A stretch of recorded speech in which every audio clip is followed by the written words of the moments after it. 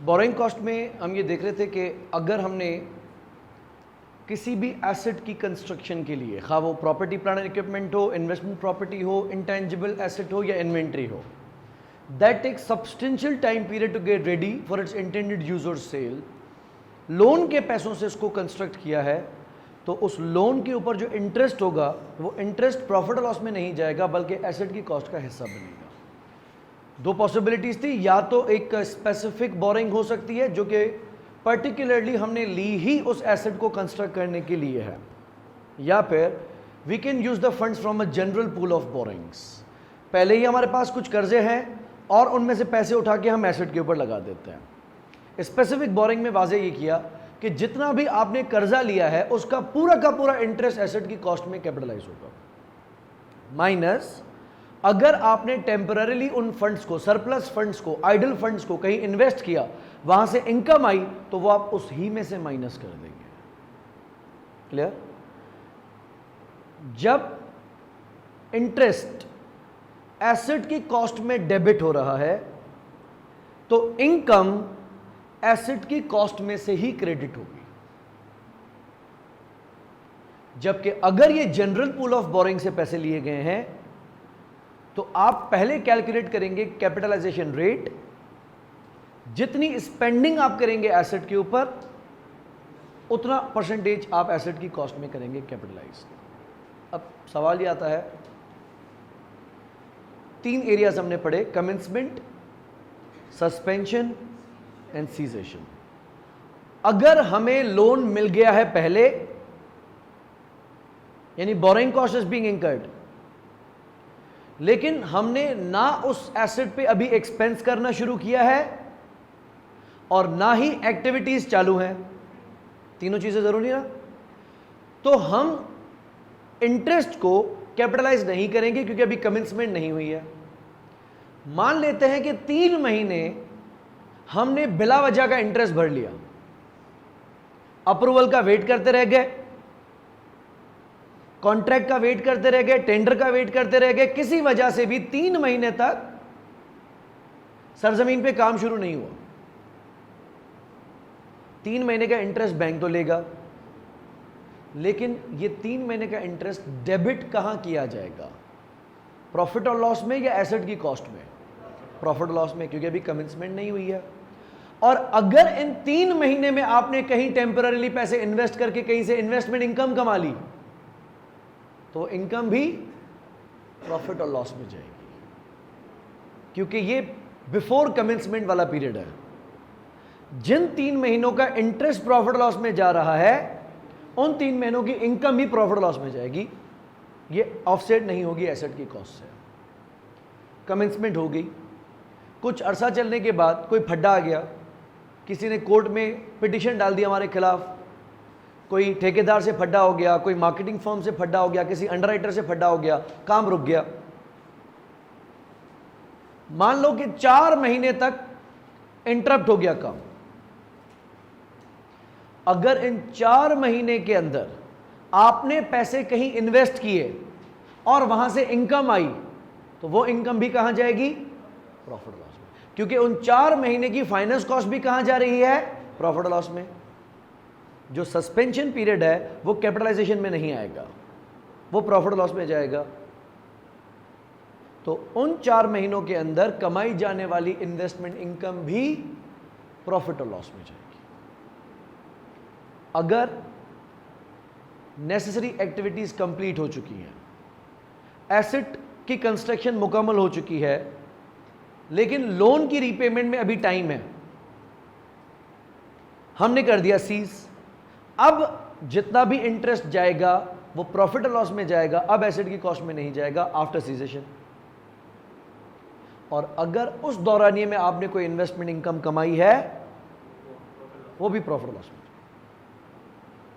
तो कमेंसमेंट के बाद, सस्पेंशन के अलावा और सीजेशन से पहले जितनी भी इंटरेस्ट कॉस्ट होगी वो एसेट की कॉस्ट में कैपिटलाइज होगी और उस ही दौरानिए में कमाया जाने वाला इनकम भी एसेट की कॉस्ट से माइनस होगा। डेबिट भी एसेट की कॉस्ट में होता है और इनकम क्रेडिट भी एसेट की कॉस्ट से होगी। लेकिन अगर ये टाइम पीरियड प्रॉफिट लॉस वाला है, कमेंसमेंट से पहले सस्पेंशन के दौरान और सीजेशन के बाद। एक्सपेंस इंटरेस्ट भी प्रॉफिट लॉस में जाएगा और आने वाली इनकम भी प्रॉफिट लॉस में। Okay with IAS 23। Next standard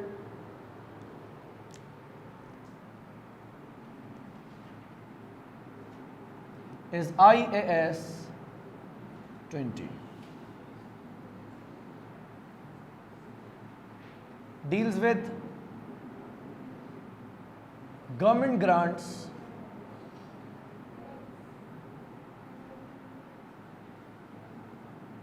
and other forms of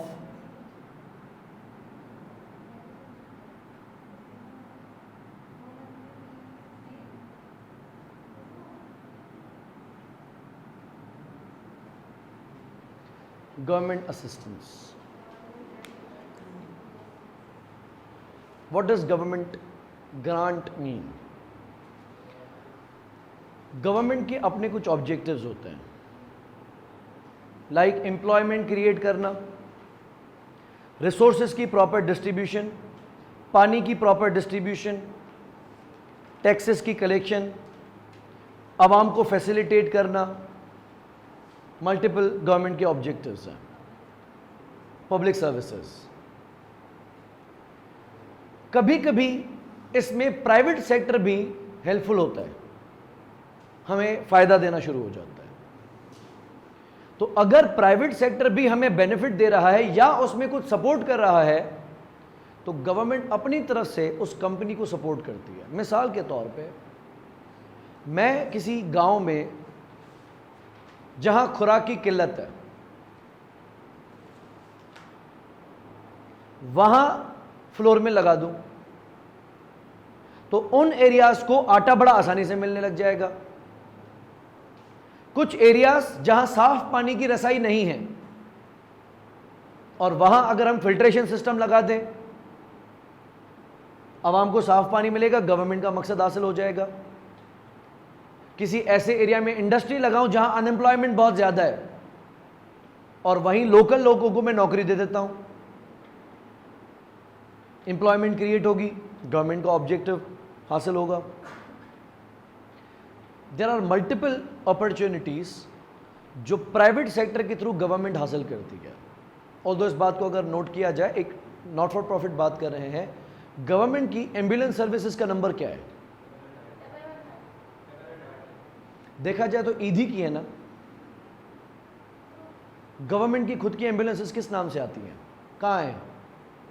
अभी पीपल्स पार्टी ने लॉन्च किया पीपल्स एम्बुलेंस, लेकिन उससे पहले छिपा की एम्बुलेंसेस चलती हैं, उनका है 1122 गालिबन या 1020 ऐसा कुछ,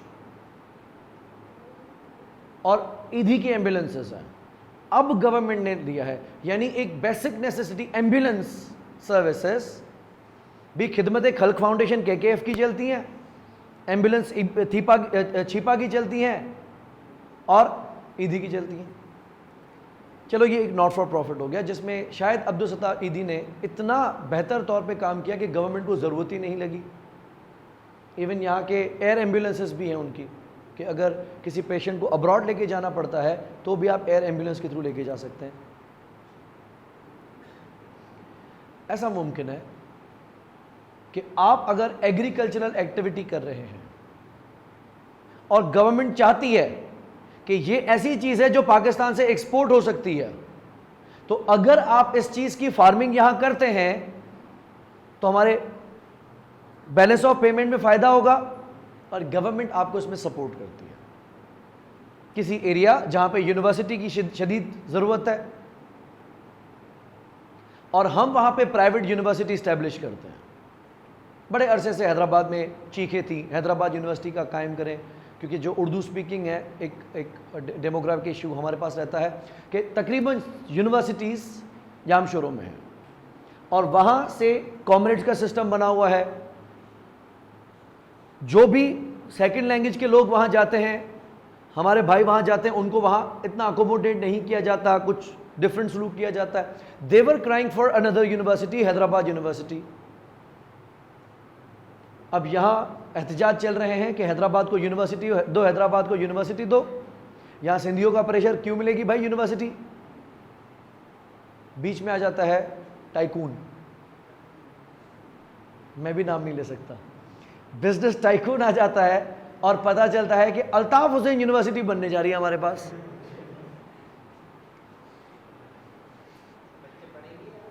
पढ़ना ही था, पढ़ना ही था, और नाम जान के रखा है क्योंकि जो डिमांड कर रहे थे उनका रिप्रेजेंटेटिव मजलूमों का साथी अल्ताफ, तो अल्ताफ हुसैन के नाम पे यूनिवर्सिटी बना दी।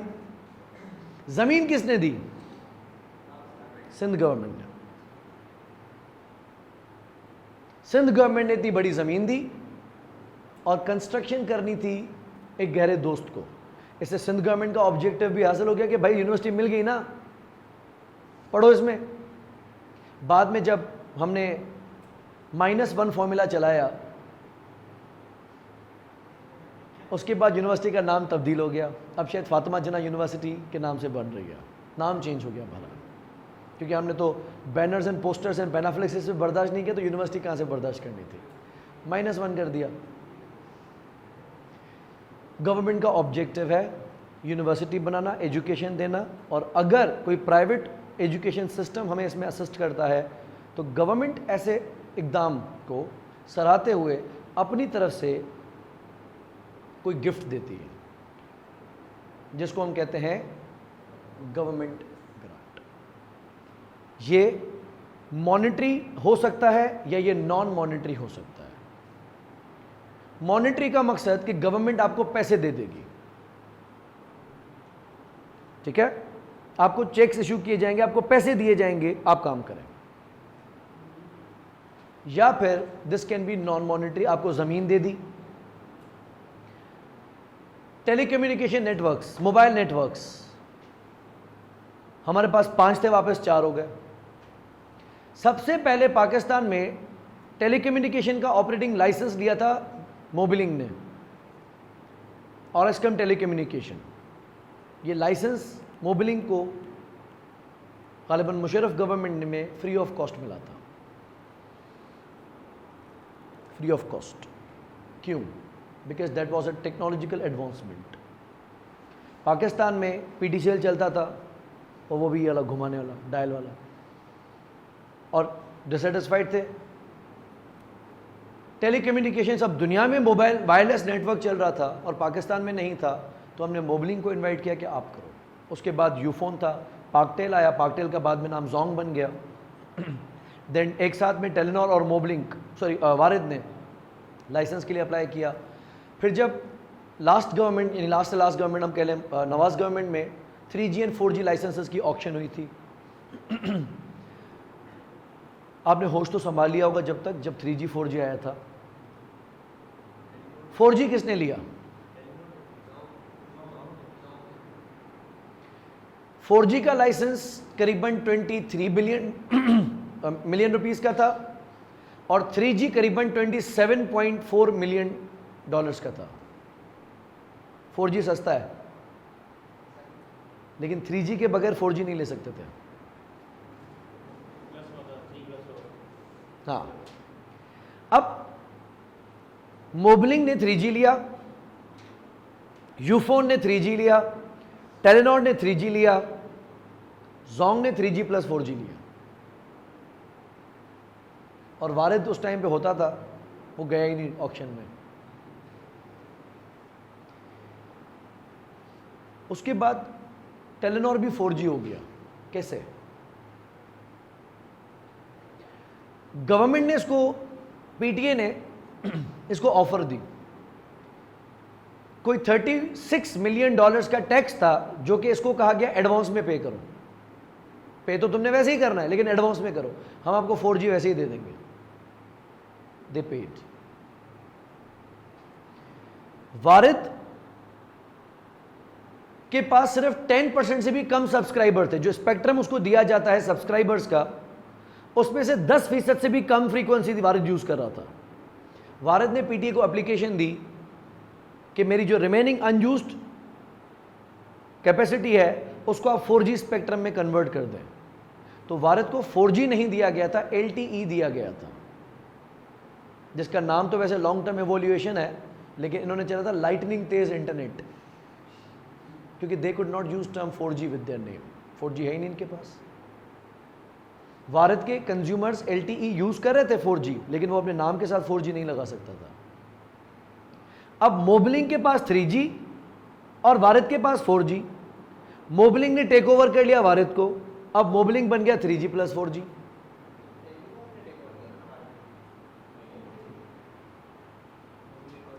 मोबलिंग, यस, जैज ने, तो अब jazz and Bharat the same. अब रह गया यूफोन जिसके पास 4G नहीं है, लेकिन पता नहीं कहां से आ गया है 4G उसके पास। यूफोन इज यूजिंग 4G, लेकिन कैसे, इस सीक्रेट का मुझे कुछ नहीं पता। हालांकि ये $23 मिलियन का लाइसेंस है, जो पता नहीं यूफोन को कैसे मिला। मैंने बहुत सर्च करने की कोशिश की, मुझे तो नहीं मिला। गवर्नमेंट आपको कोई लाइसेंस दे दे, ये भी गवर्नमेंट का ग्रांट है, तो वो अलग है। सब्सिडीज हो या टैक्स में रिलीफ हो, वो IAS 20 में काउंट नहीं होगा। मिसाल, आपकी इंडस्ट्री के लिए या आपकी कंपनी के लिए टैक्स में रिलीफ दे दिया गया, वो नहीं काउंट होगा, वो IAS 12 में जाएगा। सब्सिडीज भी इसमें काउंट नहीं होंगे। लेकिन गवर्नमेंट अगर आपको कोई पैसे दे या कोई नॉन मॉनेटरी इंटेंजिबल या टेंजिबल एसेट दे, तो उसको हम कहते हैं गवर्नमेंट ग्रांट। और आपको गवर्नमेंट किसी भी तरह की असिस्टेंस दे सकती है। मिसाल के तौर पे जिस एरिया में आप फैक्ट्री बना रहे हैं, उस एरिया के इंफ्रास्ट्रक्चर डेवलप करके दे दे आपको। अब ये पर्टिकुलरली आपके लिए नहीं है, रोड पे और भी लोग चलेंगे, लेकिन उस एरिया में, इंडस्ट्रियल एरिया में जहां आप अपनी मिल लगा रहे हैं, वहां आपकी मूवमेंट के लिए जरूरत पड़ेगी। भाई, जिस तरह हमारे यहाँ इस्लाम कोर्ट के यहाँ थरकोल की बातें सदियों से सुनने को आई थी कि इतना कोयला है कि 200 साल तक पाकिस्तान बिजली खुद भी खाएगा, दूसरों को भी देगा। तो अल्लाह अल्लाह करके किसी गवर्नमेंट ने हाथ डाला, एंग्लो सिंध कोल माइनिंग कंपनी और यहाँ से हमारी गवर्नमेंट पीपल्स पार्टी ने मिलकर काम शुरू कर दिया, कोयला निकाला। अभी फर्स्ट लेयर निकल भी आई है और 660 मेगावाट के आहिस्ता आहिस्ता प्रोजेक्ट लग भी रहे। 21 ब्लॉक्स हैं टोटल। लेकिन यहाँ से इस्लाम कोर्ट जो जाना आने जाने का सिस्टम है वो बड़ा मुश्किल था। मतलब एक वक्त तो थर में जाने के लिए कोई अजीब से झगड़े चलते थे, 3-3, 4-4 दिन में लोग पहुँचते थे। लेकिन अब 4-5 घंटे की कहानी है। रोड समझ में नहीं आया, अच्छा और बेहतर करके बना दिया, लगाए जा रहे हैं पैसे। पता चला थर में कोई एयरपोर्ट बना दिया। हमारे यहाँ पब्लिक बुली करने पे आ गई कि वहाँ पीने को पानी नहीं, खाने को खाना नहीं, एयरपोर्ट बन रहा है। तो भाई आपके लिए थोड़ी बन रहा है। चाइनीज़ इंजीनियर्स आते हैं, चीफ मिनिस्टर मुराद सईद आए रोज चक्कर लगाते हैं वहाँ पे। 51% सिंध गवर्नमेंट का है उसमें, तो इनको फ्रीक्वेंट ट्रैवलिंग करनी पड़ती है। कोई पब्लिक एयरपोर्ट नहीं है कि यहाँ से कोई अब स्कर्दू के लिए फ्लाइट उड़ेगी, कुछ भी नहीं है, यही इनके लिए है। तो चाइनीज़ इंजीनियर्स आते हैं, उनके लिए है, ज़रूरत में है, मजाक उड़ाने की क्या ज़रूरत है, काम है। अब ये जो इंफ्रास्ट्रक्चर डेवलप किया गया, इस पे तो हम भी मज़े ले रहे हैं, हालांकि हमारा थरकोल से ताल्लुक कोई नहीं है। लेकिन लाजिम ये किया गया कि जिसका डोमिसाइल थर का होगा, नौकरी उनको दी जाएगी, एम्प्लॉयमेंट। क्योंकि कल को जिस तरह बलोचिस्तान के साथ हमने हालत की थी, सुई में गैस उन्हीं को नहीं दी, वहीं से निकाली, उन्हीं को गैस नहीं दी। तो यहाँ भी हम यहीं से बिजली निकालते, इन्हीं को ना देते, तो हमने नौकरियाँ भी इनको दी और 100-100 यूनिट्स का मैंने सुना है फ्री बिजली भी दी है। ठीक है, गवर्नमेंट अपनी तरफ से आपको असिस्टेंस प्रोवाइड कर सकती है, एक सपोर्ट प्रोवाइड कर सकती है। मिसाल के तौर पे आप बैंक में लोन के लिए अप्लाई कर रहे हैं, bank is asking for a guarantor. Government आपकी गारंटी ले लेती है कि पैसे इसको तो गारंटी मेरी है, नहीं देगा मैं भर के दूंगा। This is assistance from the government. Assistance में आपने बहुत सारी बात सुनी होगी या कभी एडवर्टाइजमेंट में देखते हो, वाटर कोर्स पक्के करवाओ। गवर्नमेंट क्या करती है, कुछ स्यापे प्रोजेक्ट हैं इनके, वो देखते हैं जो वाटर कोर्स है जहां से पानी गुजरता है वो अक्सर टूटे फूटे हैं, तो पानी वेस्ट बहुत ज़्यादा होता है, आगे तक पहुंचता नहीं है। इन्होंने कहा कि RCC करवा दो, इनको पक्का करवा दो, ताकि पानी जो आप इस्तेमाल करो, बाकी वेस्ट ना हो। ये गवर्नमेंट अपनी तरफ से देती है, ट्रैक्टर्स जमींदारों को गवर्नमेंट अपनी तरफ से देती है नॉमिनल वैल्यू पे। ये ग्रांट्स है। कुछ एग्जाम्पल समझ में आ गई? हमारी कंपनी इन ग्रांट्स को फाइनेंशियल स्टेटमेंट्स में किस तरह से दिखाएगी, अब हम इस मसले को देख लेते हैं। ग्रांट्स को हम दो कैटेगरीज में क्लासिफाई कर सकते हैं। जिस तरह एक कैपिटल एक्सपेंडिचर होता है, एक रेवेन्यू एक्सपेंडिचर होता है, उस तरीके से एक हम कहते हैं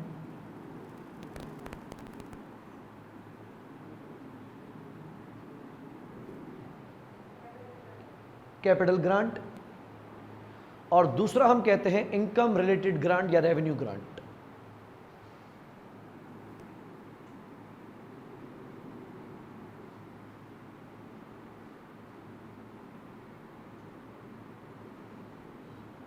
इन दोनों में मकसद समझ लेते हैं।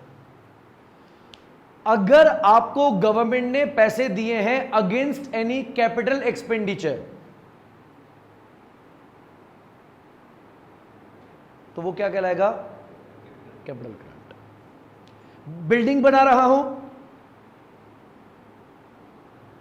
उसमें से 30% पैसे गवर्नमेंट ने दे दिए। मिसाल 4 करोड़ रुपए की बिल्डिंग में 1 करोड़ 20 लाख रुपए गवर्नमेंट ने दे दिया।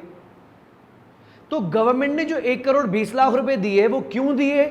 बिल्डिंग की कंस्ट्रक्शन के पीछे, एंड बिल्डिंग की construction is a capital expenditure. तो grant will be capital grant. अगर मैं कोई सॉफ्टवेयर डेवलप कर रहा हूं या सॉफ्टवेयर खरीदता हूं और गवर्नमेंट उसके अगेंस्ट मुझे पैसे दे देती है, कैपिटल ग्रांट। अगर मैं कोई वैक्सीनेशन डेवलप कर रहा हूं, being a pharmaceutical company, let's say for instance, मैं कोई कोविड वैक्सीनेशन डेवलप कर रहा हूं, टेस्टिंग किट डेवलप कर रहा हूं, एक इंटेंजिबल एसेट है, लेकिन development cost is a capital expenditure, और गवर्नमेंट उसके अगेंस्ट मुझे पैसे दे देती है। बिकॉज अगर Pakistan would have been first country to develop the vaccine, आप समझ सकते हैं कि दुनिया से हम कितने पैसे कमा सकते थे, लेकिन एक्सपोर्ट की बजाय उल्टा इंपोर्ट में फंस गए। ये टेस्टिंग किट्स जितनी भी हमें खरीदनी पड़ी, मास्क हमने जितने भी खरीदने पड़े, हमें चाइना से लेने पड़े। ये तो भला हो जेक मा का कि उसने इमदाद भी दे दी है हमें 2-3 जहाज, लेकिन हमें पैसे देने पड़ते हैं उनको। क्लियर? अगर आपको ग्रांट मिलता है अगेंस्ट एनी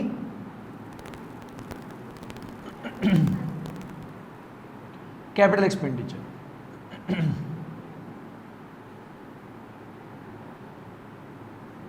तो उस ग्रांट को हम कहेंगे कैपिटल ग्रांट। जरूरी नहीं है कि जिस दिन मैं एसेट खरीदूं उसी दिन ग्रांट आ जाए। मैंने एसेट बना लिया था, 2-4 साल चला लिया था, गवर्नमेंट ने बाद में देखा है तो सही है यार हमारी तरफ से। अगर हमने कोई हॉस्पिटल बना लिया, देखिए गवर्नमेंट स्किल डेवलपमेंट चाहती है। पाकिस्तान के लोगों में बातें बहुत ही काम नहीं है, रोना आता है कि नौकरियां नहीं है, काम पड़े बंदा ढूंढो नहीं मिलेगा। स्किल डेवलप करते हैं। तो मिसाल पिछली गवर्नमेंट जरदारी के टाइम पे क्या हुआ था, Benazir Bhutto youth development programme start हुआ था, जिसमें मुख्तलिफ प्राइवेट इदारों को इसमें शामिल करके कहा गया था कि आप लोगों को सिखाएं, कंप्यूटर सिखाएं, आप अकाउंट सिखाएं, आप फाइनेंसेस सिखाएं, उनको सॉफ्टवेयर डेवलप करना सिखाएं, हम आपको पैसे देंगे, स्टूडेंट को भी पैसे देंगे। फिर पीटीआई गवर्नमेंट ने क्या किया, कामयाब जवान प्रोग्राम,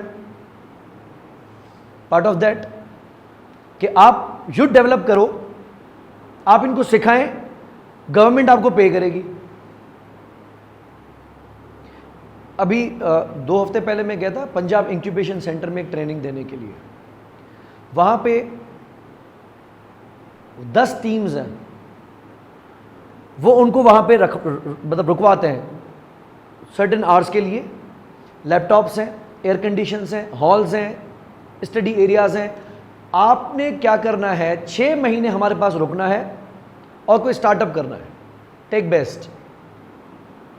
ये यहाँ पे टाइम स्पेंड करते हैं, दिमाग चलाते हैं, आइडिया निकालते हैं, कुछ लेक्चर्स लेते हैं, और अल्टीमेटली कोई ऐप डेवलप करेंगे या कोई वेबसाइट डेवलप करेंगे, कोई बिजनेस डेवलप करेंगे, कोई स्टार्टअप ला के ले आओ।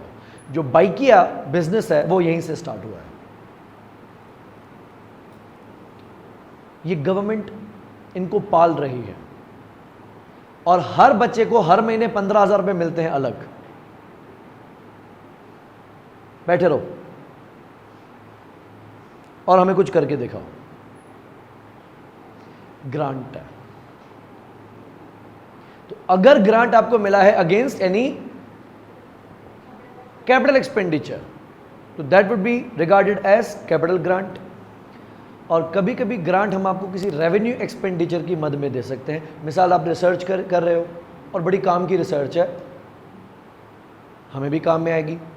पता चला कि अचानक से किसी एरिया में बहुत ज़्यादा बुखार के मरीज निकल रहे हैं, सिम्टम्स रिपोर्ट निकलवाई सबके एक जैसे आ रहे हैं और पता चलता है कोई मच्छर है काट रहा है, तो हमारी कंपनी एकदम से बोरी बिस्तर उठा के चली जाती है कि देखो क्या मसला है, शायद हम कोई मेडिसिन बना सके इसके ऊपर। तो पहले तो रिसर्च होगी ना, और रिसर्च से हमें पता चलता है कि कोई डेंगू है मच्छर, फिर उसकी खसलतें हमने पकड़ी कि कहाँ बैठता है, किस टाइम बैठता है, जागता किस टाइम है, सोता किस टाइम है, काटता किस टाइम है, शक्ल उसकी किस तरीके से आम मच्छर से किस तरीके से मुख्तलिफ है।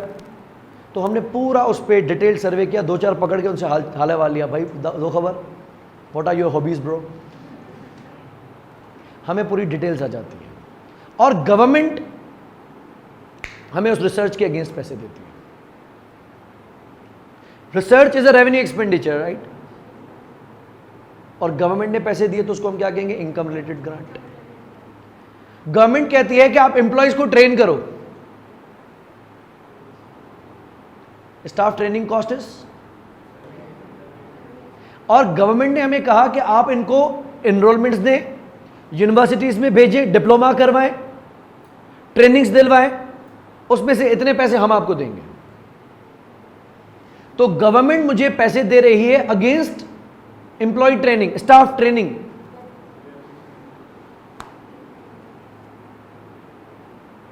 सही है। अगर गवर्नमेंट कहती है कि यार आपके प्लांट्स की इल मेंटेनेंस की वजह से कार्बन डाइऑक्साइड की एमिशन बढ़ जाती है और एनवायरनमेंट को हार्म होता है, और गवर्नमेंट अव्वल अगर मुझे लाजिम कर दे या लेट्स से वो मुझे रेगुलेट नहीं कर सकती इस मैटर में, मुझे गवर्नमेंट कहती है कि आप हर 3-3 महीने के बाद मेंटेनेंस का खर्चा करें, इस पे मेंटेनेंस के खर्चे का इतना परसेंटेज हम आपको दे देंगे। Maintenance cost is revenue expenditure, और उसके अगेंस्ट हासिल होने वाले पैसे revenue grant.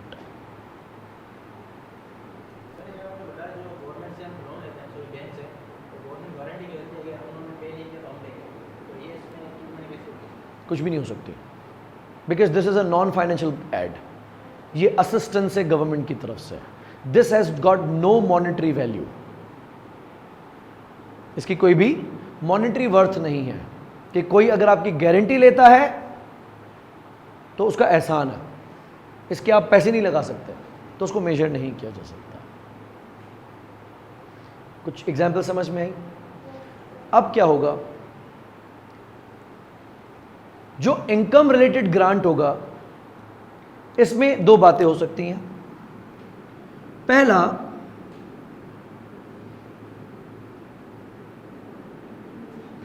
This grant is likely to be conditional, कि पैसे दे तो रहा हूं लेकिन शर्त है, कुछ शराइत है, आपको ये करना पड़ेगा।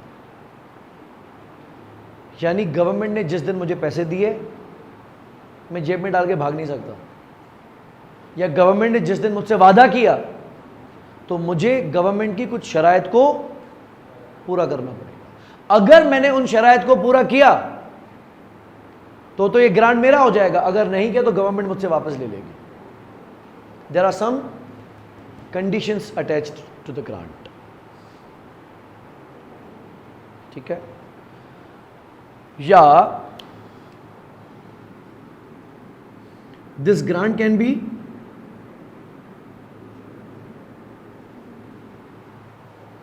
अनकंडीशनल। पास्ट में कोई ऐसी एक्टिविटी मैंने की, कुछ ऐसा एक्शन मैंने किया, मैं कर चुका हूं वो एक्शन, बाद में जब गवर्नमेंट को खबर होती है और गवर्नमेंट को वो एक्शन अच्छा लग जाता है कि हमने अच्छा किया और गवर्नमेंट मुझे तोहफा दे देती है अनकंडीशनल। अब मुझे क्या करना है? बोला नहीं, आप जो पहले कर चुके हो उसकी वजह से। तो अगर कोई रिसर्च में अपने हिसाब से कर चुका और बहुत मीनिंगफुल डेटा निकाल के आया सामने, 2 साल के बाद गवर्नमेंट उस मीनिंगफुल डेटा के अगेंस्ट मुझे ग्रांट दे देती है। मैं बोलता हूं शुक्रिया सर, लेकिन करना क्या? बोला नहीं, जो करना था तुम कर चुके हो, ये रखो। मैंने लोकल रेजिडेंट्स को, लोकल डोमिसाइल के 500 लोगों को अपॉइंट कर लिया अपने पास, नौकरी दे दी, और गवर्नमेंट को पता चलता है कि आपने लोकली एम्प्लॉयमेंट क्रिएट की, अपॉर्चुनिटीज डेवलप की हैं, और गवर्नमेंट 2-4 साल के बाद मुझे पैसे थमा देती है। मैं पूछता हूं खैरियत? बोला बस ऐसे ही रख लो। वो एक्शन जो मैं पहले कर चुका हूं, अब मजीद मुझे कुछ नहीं करना, तो उसको हम क्या कहेंगे? अब अकाउंटिंग ट्रीटमेंट की बात करते हैं। अगर मैंने एक मशीन खरीदी जो पावर एफिशिएंट है, जो बहुत ज़्यादा डीजल या फ्यूल कंज्यूम नहीं करेगी, बल्कि एनवायरमेंटली फ्रेंडली है, या फिर उसकी कार्बन डाइऑक्साइड एमिशन नहीं है, एनवायरमेंट को हार्म नहीं करती, से उस मशीन को मैंने खरीदा 50 लाख का, लाइफ उसकी है 10 साल, तो मैं उस मशीन को 50 लाख का रिकॉर्ड करूंगा और 10 साल के ऊपर डेप्रिशिएट करूंगा एज पर IAS 16।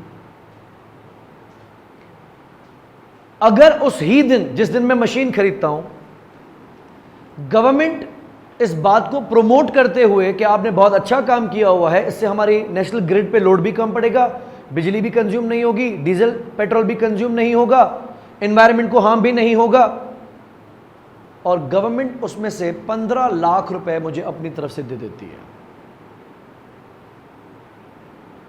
मशीन की एंट्री आपने क्या की? डेबिट मशीन 50 लाख, क्रेडिट आपने कैश किया 50 लाख।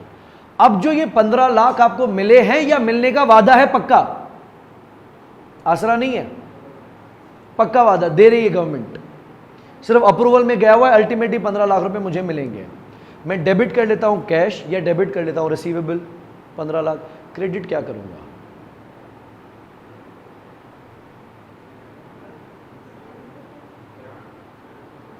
किस नाम से? मतलब व्हाट इज ग्रांट? एसेट है, लायबिलिटी है, इनकम है, क्या है ग्रांट?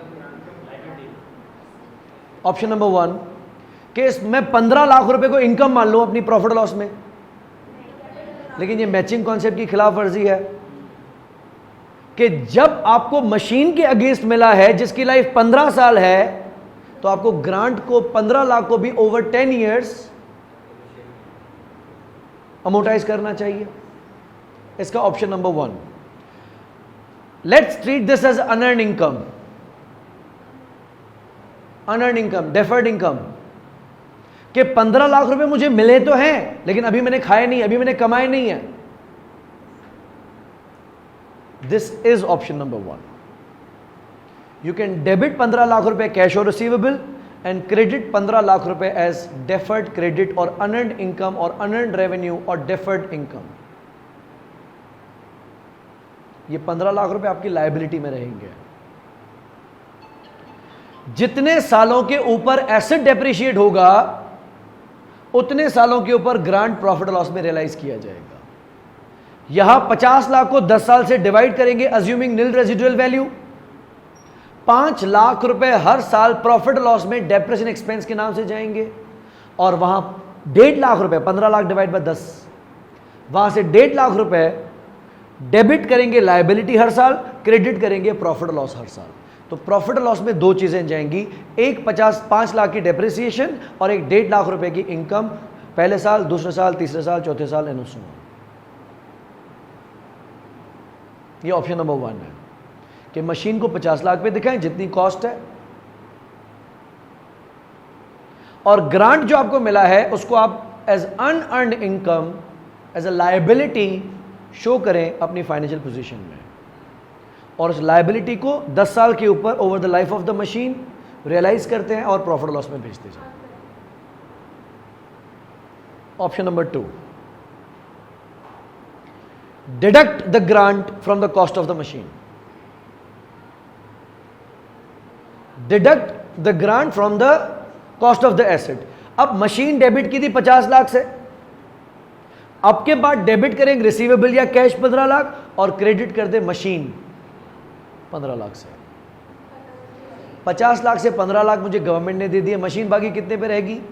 35 लाख को डिवाइड करें 10 साल से 3.5 लाख, हर साल डेप्रेशन एक्सपेंस जाएगा 3.5 लाख। वैसे प्रॉफिट लॉस में डेप्रेशन एक्सपेंस कितना जा रहा था? 5 लाख माइनस 1.5 लाख रुपए की income, same net effect same है, लेकिन ये दो अलाउड ऑल्टरनेटिव ट्रीटमेंट्स हैं। ऐसा नहीं कर सकते कि किसके साथ ऐसा किया, किसी के साथ ऐसा किया, किसी साल में ऐसा किया, किसी साल में ऐसा किया। आप डिसाइड कर लो कि एसेट की कॉस्ट में से डिडक्ट करोगे या अनअर्न्ड इनकम दिखाओगे। जो आप पॉलिसी बनाओगे वो कंसिस्टेंट रहनी चाहिए। लेकिन ये दो पॉलिसीज हैं क्या? Number 1, deduct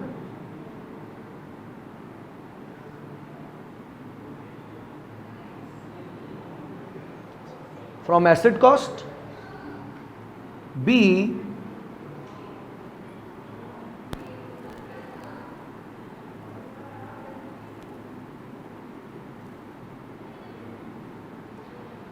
credit as unearned income। ये ज़रूरी नहीं है कि जिस दिन एसेट मशीन खरीदूं उसी दिन ग्रांट मिल जाए। मुमकिन है कि मशीन मैंने खरीदी, 2 साल तक मैंने डेप्रिशिएट किया उसको 5-5 लाख, तीसरे साल की शुरुआत में मुझे 15 लाख मिल गए। जो 2 साल गुजर गए वो गुजर गए। अब इस 15 लाख को 8 साल के ऊपर डिवाइड करना है, या आप उसको मशीन की कॉस्ट में से माइनस करके रिवाइज डेप्रिसिएशन निकालें, या फिर आप उसको अनअर्न्ड इनकम और 8 साल के ऊपर चार्ज करते हैं। 2 ऑप्शंस हैं। कंपनी कौन सा ऑप्शन एक्सरसाइज करती है आपको क्वेश्चन में बता दिया जाएगा, आपने उसी ट्रीटमेंट को कंटिन्यू रखना है। कंपनी को कौन समझाए? एग्जामिनर आसान चीज़ तो नहीं देगा, हमें दोनों सीखनी पड़ेगी। बिकॉज ये ऑप्शन नहीं दे रहा हूं मैं आपको, ये 2 पॉलिसीज हैं और अकाउंटेंट डिसीजन नहीं ले रहा। आपको बता दिया गया, हाँ अगर वो बिल्कुल ऐसे हो जाए कि मुझे पता ही नहीं इसका करना क्या है, और आपको बड़ा करके सामने रख दे कि you are hired as an accountant of the company and manager is confused about the accounting treatment for this grant, तो आप अपनी आसानी बता देना कि ऐसे कर लो। तो आप ऑप्शंस बता देना कि ये हम कर सकते हैं। लेकिन क्योंकि एफआर के अंदर हमसे पॉलिसी इंप्लीमेंट नहीं करवाता, वो आपको बता देगा कि कंपनी उसको अनअर्न्ड इनकम करके दिखाती है, तो 1 साल आप सिर्फ 1-2 साल आगे करके दे दोगे उसको कि इस साल प्रॉफिट लॉस में ये जाएगा, बैलेंस शीट में ये दिखेगा। जिस तरह हम एक्सट्रैक्ट्स बनाते हैं, हमारा काम इतना ही होगा। ये दोनों बातें समझ में आ गई? अगर कि इनकम रिलेटेड ग्रांट है, पैसे मिल गए या वादा हुआ पक्का, अगर कि वो कंडीशनल है, मिसाल के तौर पे मुझे कह दिया गया कि आइंदा आने वाले 3 सालों में आपने कम से कम भी 50 एम्प्लॉयज को 2-2 ट्रेनिंग्स दिलवानी है। ट्रेन करो एम्प्लॉयज को, ट्रेनिंग दिलवानी है कैसे भी करके। 50 एम्प्लॉयज को 2-2 ट्रेनिंग्स, यानी 100 ट्रेनिंग्स करवानी है मुझे, जिसके अगेंस्ट मुझे पैसे दिए गए हैं 20 लाख रुपए। जिस दिन मुझे ये पैसे मिलते हैं और मैंने कंडीशन अभी मीट ही नहीं की, तो मैं दिखाऊंगा इसको डेफर्ड क्रेडिट, यानी अनअर्न्ड इनकम और लायबिलिटी। पहले साल के आखिर में लेट्स अज्यूम मैंने 40 ट्रेनिंग्स यानी 20 एम्प्लॉयज को 2-2 ट्रेनिंग्स दिलवा दी हैं, तो 100 ट्रेनिंग्स में से 40 ट्रेनिंग्स तो हो गई, मैं 40% टारगेट मीट कर चुका। 20 लाख का 40% 8 लाख रुपए पहले साल के आखिर में मैं अर्न कर लूंगा। कंडीशन मीट होगी जितनी, डेबिट कर देंगे लायबिलिटी, अनअर्न्ड इनकम को क्रेडिट कर देंगे प्रॉफिट लॉस को। ओके, दूसरे साल मैं मजीद 50 ट्रेनिंग्स करवा लेता हूं, 40 पहले हो चुकी थी, 50 अब हो गई, 50% और। तो 10 लाख रुपए दूसरे साल में मैं डेबिट कर दूंगा, लायबिलिटी से क्रेडिट कर दूंगा प्रॉफिट लॉस में, और तीसरे साल में बाकी 10 ट्रेनिंग्स भी दिलवा दी। अब 20 लाख हो गए अपने। यानी जो कंडीशनल ग्रांट होगा उसको आप हासिल होने के टाइम पे पूरी की पूरी इनकम नहीं मान सकते, बल्कि इसको क्या करेंगे, correct, treated as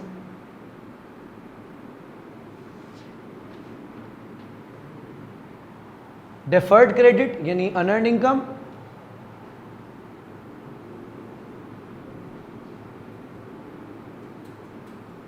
and realized to profit or loss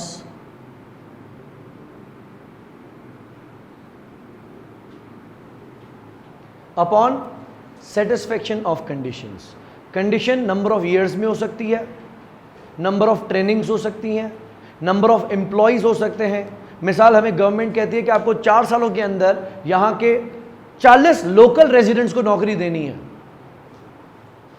अगर मैं पहले ही साल में 40 लोगों को नौकरी दे देता हूं तो पहले साल में कंडीशन मीट हो गई। अगर 10-10-10-10 करके देता हूं तो 4 सालों में 25-25% कंडीशन मीट होगी। जैसे आप अपनी कंडीशन मीट करेंगे, मिसाल गवर्नमेंट मुझे कहती है कि आप अपनी मार्केटिंग कैंपेन के अंदर किसी सर्टेन चीज को क्रिटिसाइज करें। हर एड के अंदर आपने लेट्स से स्मोकिंग को, लेट्स से करप्शन को या किसी चीज को क्रिटिसाइज करना है। जिस तरह आपने देखा था नैब की तरफ से मैसेजेस आते हैं, no corruption, no corruption, no corruption, say no to corruption, हर जगह पे लिखा होता है। बस चले तो नोट के ऊपर भी लिख दें, से no to corruption, say no to drugs. अगर गवर्नमेंट हमें कहती है कि आपकी क्योंकि एडवर्टाइजमेंट का रीच अच्छा है और जो रेलेवेंट टारगेट है वही करप्ट हैं आपके लोग, करप्ट लोग ही आपकी गाड़ियाँ खरीदते, तो उनको बोले सर सिगरेट की से मना किनको किया जाता है? जो सिगरेट खरीदते हैं उसी के पैकेट के ऊपर ऐसी इमेजेस लगाई जाती है ना कि डिस्करेज हो। तो कहकर आपकी जो चीज़ें खरीदते हैं ना वो पहले नंबर के करप्ट लोग हैं, उन्हीं को दिखाएं। खैर जोक्स अपार्ट, मुझे मार्केटिंग के अगेंस्ट पैसे दिए जाते हैं, and marketing is what? Revenue expenditure. और अगर उसने मुझे एडवर्टाइजमेंट्स का एक टारगेट दे दिया कि आपने कम से कम भी 300 मिनट्स से नो टू करप्शन टेलीकास्ट करनी है, या आपने कम से कम भी 250 अपनी एडवर्टाइजमेंट्स के अंदर से नो टू करप्शन को अवेयर करना है, अवेयरनेस स्प्रेड करनी है, तो जो वो मुझे पैसे देंगे मैं उसको अभी तो मानूंगा अनअर्न्ड इनकम, लेकिन जैसे जैसे मेरे व्यूज होते जाएंगे वैसे वैसे मैं उसको एक एक साल में इनकम मानता जाऊंगा। फिर कंडीशन सेटिस्फाई होने का कोई भी तरीका हो सकता है। क्लियर? लेकिन अगर गवर्नमेंट ने जेब में डाल के रख दिया, बोला जाओ दुआ करना, सही है, दुआ में याद रखना बस, तो बोला करना क्या है? बोला बस दुआ, तो मैं उसी टाइम हाथ बुलंद कर लूंगा, ले लो पैसे। अगर मुझे पैसे मिले हैं, गवर्नमेंट ऐसे ही किसी को नहीं देती, मे बी पास्ट में मैं कोई ऐसी चीज़ कर चुका हूँ, लेट्स से एक एग्रीकल्चरल एक्टिविटी हो, या मैंने अपनी बायोलॉजिकल एसिड को कुछ ऐसी फीड कंज्यूम करवाई है जो सप्लीमेंट्री नहीं है, उनकी लाइफ इंप्रूव करेगी। ज़मीन को मैंने कोई ऐसी खाद नहीं दी जिससे क्विक रिजल्ट्स आ जाए, लेकिन वो सस्टेन करेगी। गवर्नमेंट ने कहा कि आप अच्छा काम किया, ये लो मेरी तरफ से पैसे, लेकिन जो चीज़ करनी थी वो मैं पहले कर चुका। लेट्स अज्यूम मेरे बिजनेस में पूरी जगह पे बल्ब लगे हुए थे, मैंने सारे बल्ब उतरवा के उसकी जगह पे एलईडी लगवा दिए। जहां 100 वॉट लेता था वहां 8 वॉट लेगा, वहां 12 वॉट लेगा, और गवर्नमेंट कहती है वाह जवान, ले पैसे मेरी तरफ से। काम मैं पहले कर चुका हूं और अब मेरे ऊपर किसी किस्म की कोई कंडीशन लागू नहीं है, बस ये तोहफा है। तो उसको क्या करना चाहिए?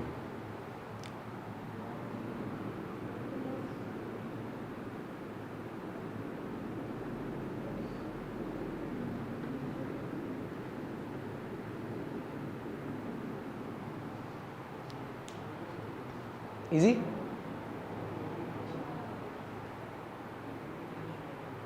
नेक्स्ट इंपॉर्टेंट चीज,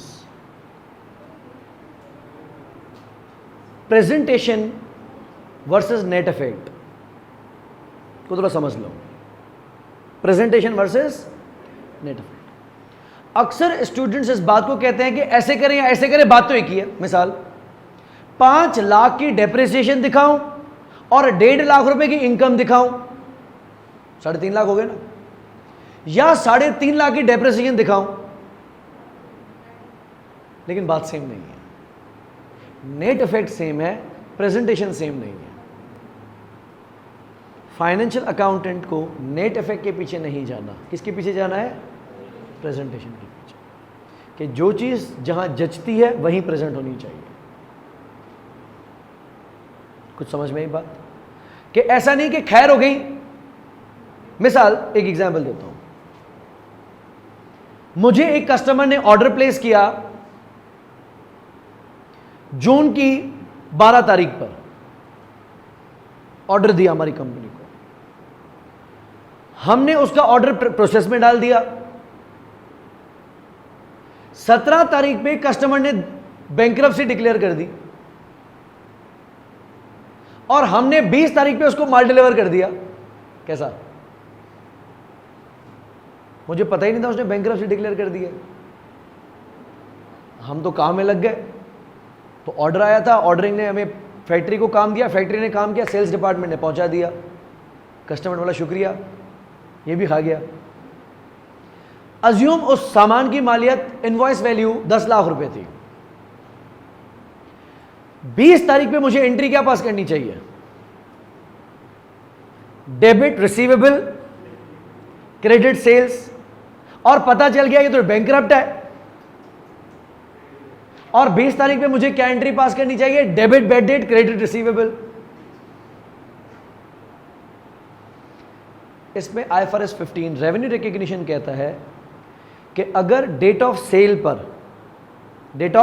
सेल पर फ्यूचर इकोनॉमिक बेनिफिट्स प्रोबेबल नहीं है तो आप सेल ही नहीं रिकॉर्ड कर सकते। भले जब तो आपने दे दिया ना, जब तो बैड डेट हुआ ना, नहीं तो बैड डेट ही क्यों होता? और पता नहीं होता जब तो ऐसी गलतियां होती हैं। मुझे पता होता कि इस प्रॉपर्टी पे कब्जा है, 4 और लोगों के पास फाइल है, तो मैं क्यों खरीदता? मैं खरीद के आ गया, रिकॉर्ड करने लगा, तो देखा इसके फ्यूचर इकोनॉमिक बेनिफिट्स तो मुझे मिलेंगे ही नहीं, प्रोबेबल ही नहीं है। तो स्टैंडर्ड हमदर्दी दिखा सकता है, कर कुछ नहीं सकता, बोलेगा हो गया भाई। स्टैंडर्ड कहता है कि अगर डेट ऑफ ट्रांजैक्शन पर फ्यूचर इकोनॉमिक बेनिफिट्स प्रोबेबल नहीं थे तो आप सेल ही नहीं दिखा सकते बेटा। और यहां पे मैं पहले सेल दिखा रहा हूं और फिर बेड डेट दिखा रहा हूं। हम बोलेंगे खैर हो गई, एक ही तो बात है, 10 लाख की सेल, 10 लाख का बेड डेट, नेट इफेक्ट 0। गलत। You can not report sale. दुरुस्त? नेट इफेक्ट के पीछे नहीं जाओ। सेल तो बढ़ा दी ना, जीपी मार्जिन कैलकुलेट करेंगे, नेट प्रॉफिट मार्जिन कैलकुलेट करेंगे, एसेट टर्नओवर कैलकुलेट करेंगे, सब मैनिपुलेटेड। और आप बोल रहे खैर है, प्रॉफिट पे तो फर्क नहीं पड़ा ना। 10 लाख रुपए की इनकम दिखाए, 10 लाख का खर्चा दिखा दिया, और क्या करूं? नो, खर्चा दिखाना तो दूर, आप सेल ही नहीं दिखा सकते, क्योंकि डेट ऑफ ट्रांजैक्शन पे ही फ्यूचर इकोनॉमिक बेनिफिट्स प्रोबेबल नहीं थे। दुरुस्त? ना करते, लेकिन मैं फाइनेंशियल अकाउंटेंट हूं, मैं मशवरा नहीं दे सकता। आप एक चीज कर चुके हो, सेल डिपार्टमेंट एक चीज भेज चुका है, अब भले 1000 अफसोस करो, अरे ये क्या किया, देख तो लेते। वो आपको बोलेगा आप अकाउंटेंट हो, आप अपना काम करो, यहां कुछ और सेटिंग है। अकाउंटेंट के पेट में दर्द एक है, फाइनेंशियल स्टेटमेंट में कैसे दिखेगा। मशवरे नहीं दे सकते हम। क्लियर? अच्छा, इस एग्जाम्पल से मेरा ऑब्जेक्टिव क्या था? नेट इफेक्ट एंड प्रेजेंटेशन में से ज्यादा तरजीह किसको होगी? हाँ, अच्छा, अब उसके आगे मेरी बात समझो। मैंने रिसर्च कॉस्ट की, लेट्स से 4 लाख रुपए की, जिसमें से 1 लाख रुपए गवर्नमेंट ने मुझे दे दिया और मैंने कमा लिया। मसला समझो, मुझे 20 लाख रुपए रिसर्च पे स्पेंड करने हैं, ये शर्त है, और उसके अगेंस्ट गवर्नमेंट ने मुझे दिए 5 लाख रुपए। तो जब गवर्नमेंट ने मुझे 5 लाख दिए, मैंने अपने तो नहीं मान लिए, मैंने अपनी लायबिलिटी में डाल दिए। पहले साल मैं उस 20 में से 5 लाख रुपए स्पेंड कर चुका हूं। कितना परसेंट हुआ? 25%। तो गवर्नमेंट के दिए हुए 5 लाख में से भी 25% में इनकम रियलाइज कर लूंगा, 1.25 लाख। यानी प्रॉफिट और लॉस में रिसर्च कॉस्ट कितनी जाएगी?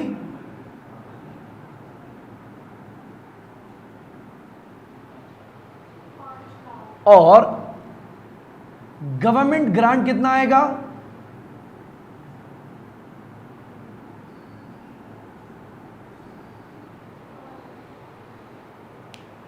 $5 लाख का 25%, 1.25 लाख। मैं इसको प्रॉफिट और लॉस में कैसे दिखाऊं? ऑप्शन नंबर 1, रिसर्च कॉस्ट अलग दिखाओ और गवर्नमेंट ग्रांट अलग दिखाओ, ऐसे। ये ऑप्शन नंबर 1 है।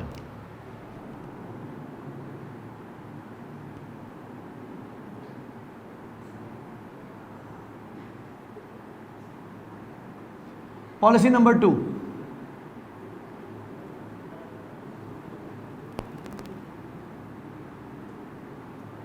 रिसर्च कॉस्ट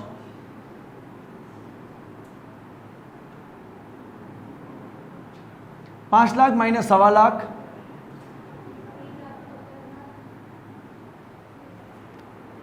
ऐसे करें या ऐसे करें, बात तो प्रेजेंटेशन मैटर्स। लिहाजा इनकम रिलेटेड ग्रांट को प्रॉफिट और लॉस में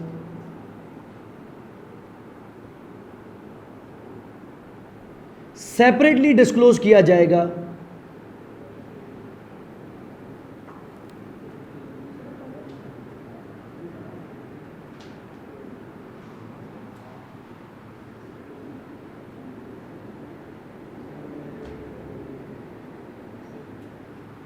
बात समझ रहे हैं?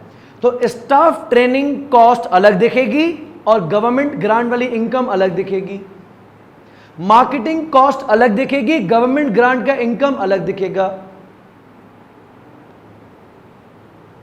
This income is separately presented as income in profit loss. ये ऑप्शन नंबर 1 है। ऑप्शन तो क्या, पॉलिसी नंबर 1 है। Policy number 2,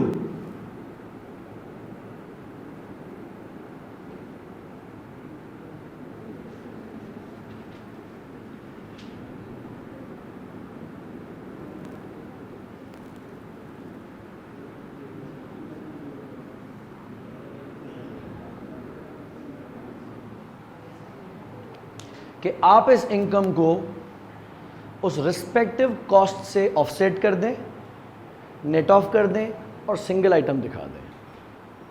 research cost 3,75,000, marketing cost इतनी, रिसर्च कॉस्ट इतनी। बात तो एक ही है, प्रॉफिट लॉस पे इंपैक्ट सेम पड़ेगा, लेकिन बात एक नहीं है, प्रेजेंटेशन का फर्क है। लिहाजा IAS 20 ने आपको 2 पॉलिसीज अलाउ की हैं। यहां पे एग्जाम में जो पॉलिसी बताई जाए आपको वो फॉलो करनी है। लिहाजा अगर वो कहता है कि उसको सेपरेट इनकम दिखाया जाता है तो आप मेंटेनेंस कॉस्ट को अलग दिखाएंगे और ग्रांट इनकम को अलग इनकम दिखाएंगे। अगर वो कहता है कि कंपनी ने पॉलिसी चूज की ऑफसेट करने वाली, तो आप मेंटेनेंस में से ग्रांट माइनस करके बाकी दिखा देना। वो कुछ भी बोले अपनी ना चलाना, वो जो बोले वही करना। ये दोनों के ऊपर अप्लाई होता है।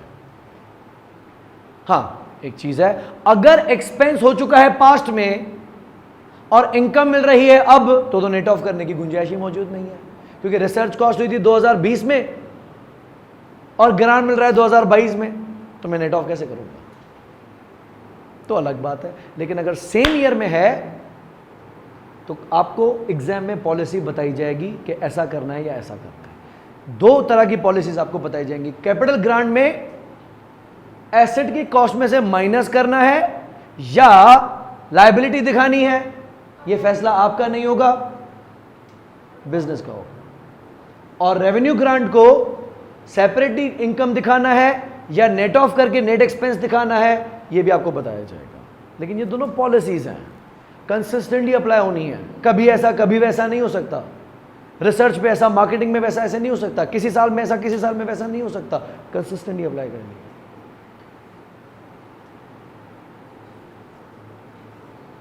पढ़ ले IAS 23। हैंडआउट मैंने आपको दे दिया है, इसको हम कल की क्लास में गो थ्रू कर लेंगे, नेक्स्ट क्लास में जो भी है। सिखा तो चुका हूं चीज़ ये जो काम की थी, लेकिन फिर भी एक नज़र गो थ्रू करेंगे ताकि टर्मिनोलॉजी हमें अच्छे से समझ में आ जाए। सही है?